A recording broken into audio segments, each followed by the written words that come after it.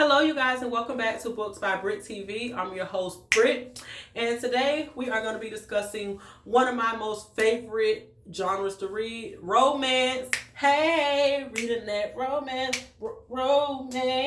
Anyway, like I said in one of my previous videos, I love to read everything: urban, romance, African American literature, American literature, British literature, periodicals, dictionaries, encyclopedias, news articles, poetry.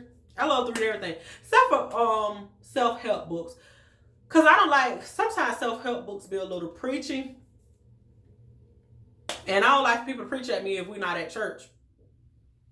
But I recently read Amanda Salas's Small Doses, which was awesome, and I have a video coming doing a review of that book coming soon, because that was a really awesome book. It was a really awesome book. I'm not even going to give away much of the book, other than to say it was awesome. It was awesome. So let's just start with romance novels. Now, I was introduced to romance novels in middle school. This lady who we used to go to house, me and my brothers, in the afternoons, her name was, I'm going to call her Miss Corsica. She had like a large selection of books. She had a mini library inside of her home, and most of them were romance novels, historical romance novels. But she had, westerns and horrors and suspense. That was her shtick. She barely had any like African American literature or classical literature in her home.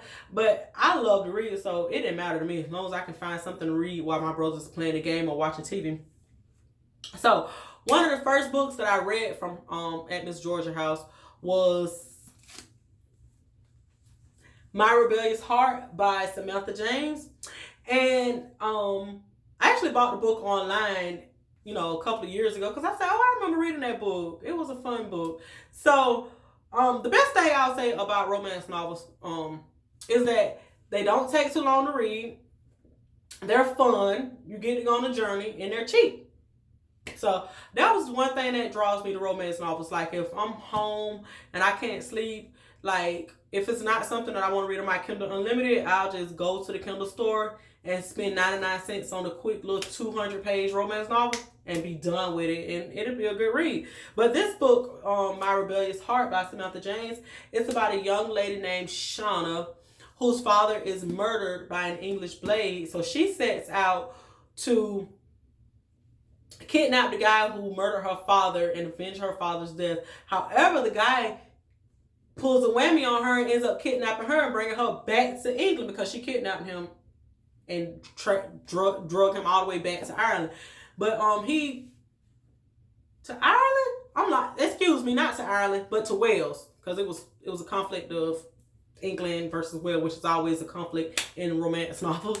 But he holds her hostage, and they're eventually forced to marry by King Edward, and they eventually fall in love with one another. It's a really good story. Like, somebody, turns out he didn't kill her dad the entire time. Somebody was using his name to make him fall out of favor with the king, and the person who did it was someone you would have never expected. A hot mess. And then that person tried to kidnap Shauna from Thorn. It was crazy as hell, but it was a fun book, and I enjoyed that book. The first book, I don't have it in my hand, but it's on my Kindle. It was called Rosehaven by, the second book, sorry. It was called Rosehaven by Catherine Coulter. So in this book, this young girl named Hastings is not forced. She's entered into an arranged marriage with this guy named Severin, so that her father's name can carry on, and this guy can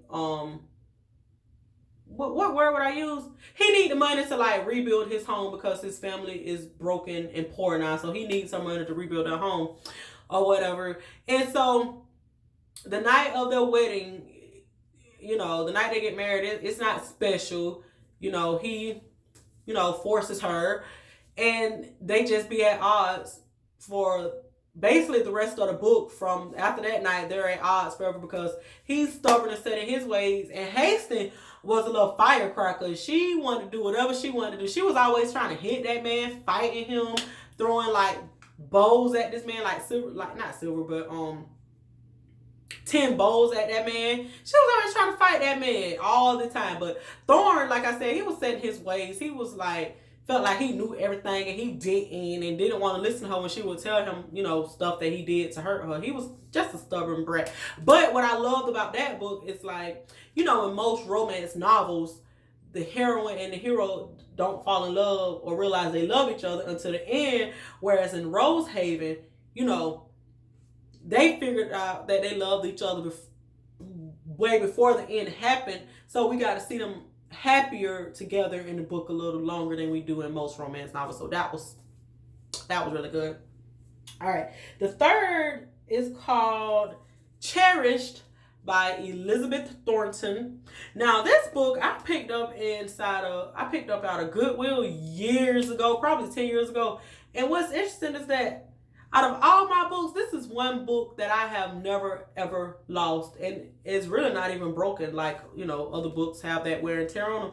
This doesn't have that much on it compared to some of my other books. But this book was about this young girl named Emily who is forced to marry this guy named Leon. Now, Leon, after they were found in a compromising position. Now, Leon is actually the brother of her aunt. And, he was brought up he wasn't really brought up as her uncle. He was just brought up as her aunt's brother. But he used to terrorize her when she was a child. They met when she was 7 and he was 10. And he would just terrorize her. She would always play tricks on him or mimic his accent. And he would always whoop her. It was just a little crazy and petty that they fell in love. But he wanted to marry her. And the night that they were caught in a compromised position, he had actually, before that happened, asked her guardian, which was her uncle, for permission to marry her. But her uncle refused until, the situation had happened.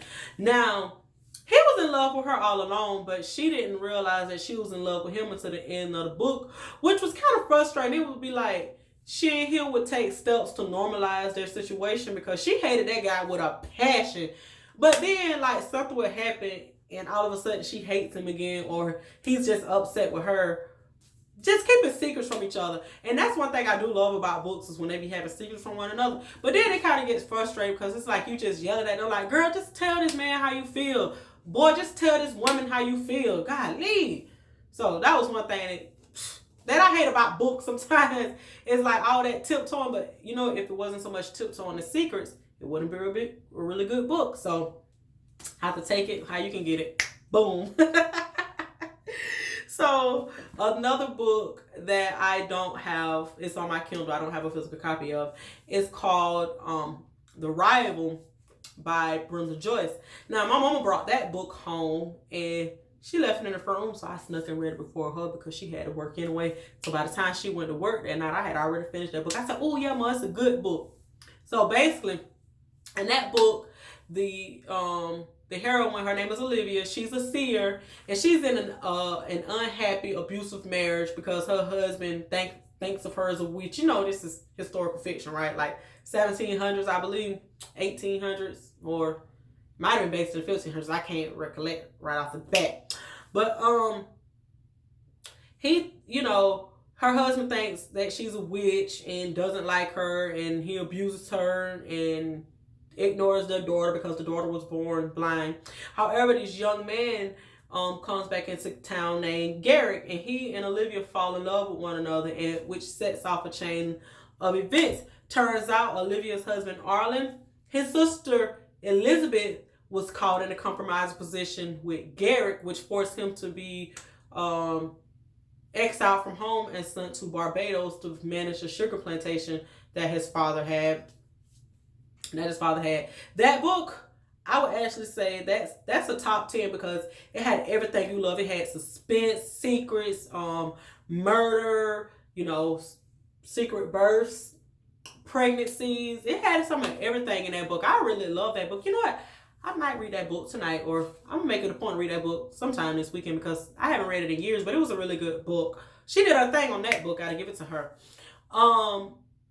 And another thing I love about the book, like I said about the Rosehaven book, the hero and heroine fell in love with each other very, very early on, which gave it more substance to see the list that they would go to because they knew that they loved one another. Great storytelling. Alrighty, and the last book, it's called The Princess's Secret Baby by Christine Rimmer. I have read quite a few books by Christine Rimmer. I think I read Father to Be. I read quite a few books. I'm not even gonna say the titles of them. I have a few of them on my Kindle or whatever, right? But this book is about a prince named Rule who goes to all right, let me back up. This book is about a prince named Rule who meets this woman named Sydney that he ends up marrying and wants to adopt her son. Now, the backstory is Rule, he's a prince in a European country, he gave some sperm to he donated sperm to a sperm bank, and Sydney was the only person who used the sperm because after that he decided he didn't want the sperm and, he didn't want to be a donor father anymore. And he left it to where, he could be contacted or that she could be contacted. No, he was anonymous. I'm sorry, but she left her information where she could always be contacted. So, he goes back to America, courts her, and falls in love with her and brings her back to Algeria, I believe. And they get married, and then the tabloids finds out or speculates that Sydney's child, which is Trevor, I think his name is Trevor, is the prince's son, secret child. And then the prince eventually has to come clean and let her know that, he is the father. He knew who she was the whole time, but he didn't want, he wanted to do it organically or whatnot. But it was a pretty good book, little 2-hour reading session when you're bored. I don't want to say just when you're bored because all books deserve to be read. But anywho, that was my list regarding romance novels. Let me know what were some of your favorite romance novels if you read any.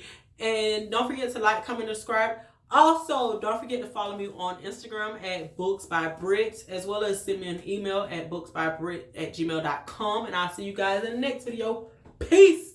Going to the Middle East.